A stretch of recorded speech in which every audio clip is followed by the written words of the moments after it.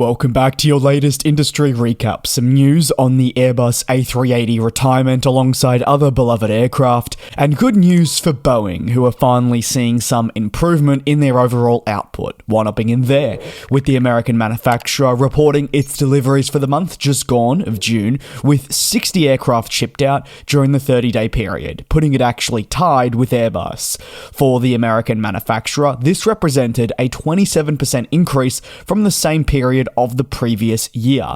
The month's performance was definitely aided by the delivery of 8 aircraft to airlines in China, which occurred thanks to the easing of trade tensions, allowing commercial aircraft deliveries to recommence. Included in the month's performance were deliveries for 42 of the 737 MAX family, the high-performing and in-demand single-aisle jet, which will always account for the bulk of deliveries unless there is a problem preventing this from occurring. One of the biggest beneficiaries of the monthly deliveries based on data was US carrier Southwest, also one of the largest customers of the Boeing 737 MAX, and equally one that has been frustrated by output delays and other operational complications which have affected its own renewal efforts.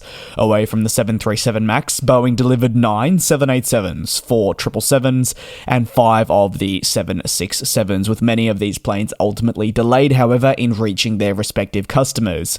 Alongside that, order performance dipped, however it followed a quieter than expected 2025 edition of the Farnborough Airshow, which came only a matter of days after the fatal accident involving a 787. Boeing decided against having a genuine presence at the airshow and instead focused on supporting the Indian flag carrier through investigations and the immediate aftermath of what was the first fatal incident involving the 787 since its introduction to the aviation industry.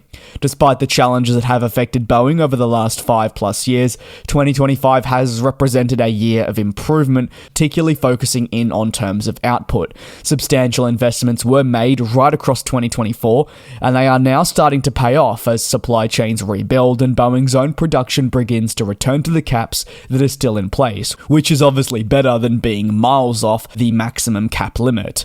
Boeing's 60 deliveries in June actually matched those of Airbus, while its competitor has experienced more deliveries in recent months, undoubtedly aided by its lack of delivery suspension towards China.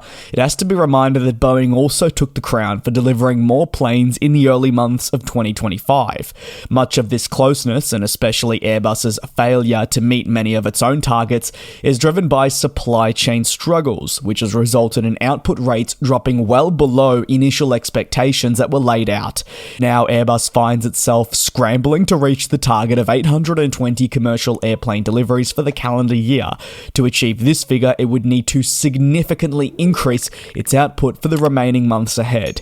However, with the knowledge that airlines' new arrivals are coming with months, if not year-long delays, it does certainly remain a continued challenge for both Airbus and Boeing to provide aircraft on time, let alone minimize the overall delays in acquisition efforts. The backlog also only continuing to grow. There's a lot that must be worked through. On to the next story. Korean Air, which will merge with Asiana Airlines, will retain its Airbus A380s and Boeing 747s longer than expected. These 2 quad-engine planes represent the highest capacity planes in operation for the South Korean company.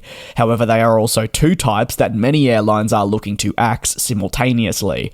While these planes come with truckloads of capacity and are beloved within our aviation industry, they also come with many downsides for operators, such as poor efficiency and at times struggles associated with consistently filling the jets to make them profitable. As more next generation and more importantly these being twin engine jets emerge, airlines have moved away from super jumbos in favor of a more sustainable fleet model and one that offers them greater flexibility. Korean Air will, unlike others, now retain types such as the A380 and 747 for longer than expected as they battle with new aircraft delays. Unfortunately, the South Korean carrier has become just one of the many to be impacted by supply chain constraints, which have limited output from aircraft manufacturers still trying to catch up. As a result, while fleet renewal would have been nearing completion or had progressed enough to remove these quad-engine types, Korean Air finds itself short of around 40 aircraft from Airbus and Boeing.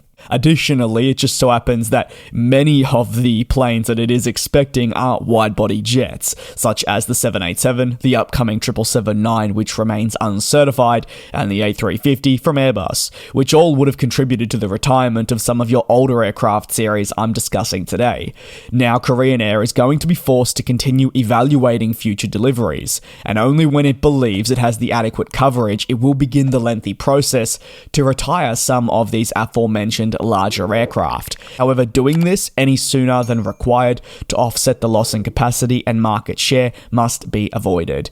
Korean Air would not be alone in retiring older planes to make way for newer, more efficient ones. Look at German flag carrier Lufthansa, who have also long intended to retire their quad-engine planes to make way for the latest iterations of aircraft provided by Airbus and Boeing, but supply chain complexities have prevented this from unfolding. Instead, like Korean Air, Lufthansa has faced the necessity to retain these larger planes to mitigate the possible capacity loss that would be driven by the delayed delivery of new jets. Lufthansa has gone as far as to request compensation for the damages caused to its finances, because while the airline certainly benefits from increased capacity, there are ultimately dissociated downsides to retaining these older jets. It can range from higher operating costs to the ever-increasing maintenance costs, as they are forced to put extra funds and resources into keeping these planes afloat. Ultimately, there's considerable uncertainty for many airlines regarding how they're going to renew their fleet in the coming years. But if an airline can retain jets to limit capacity loss, despite maybe the adverse effects,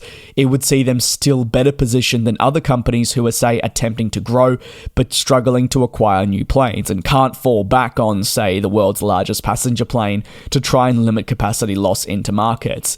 For those companies, if they can't secure leases for aircraft on a temporary basis, they will just lose out capacity. Keen to hear your take on today's stories down below in the comments. Thanks for watching, and I'll see you tomorrow for your next industry recap.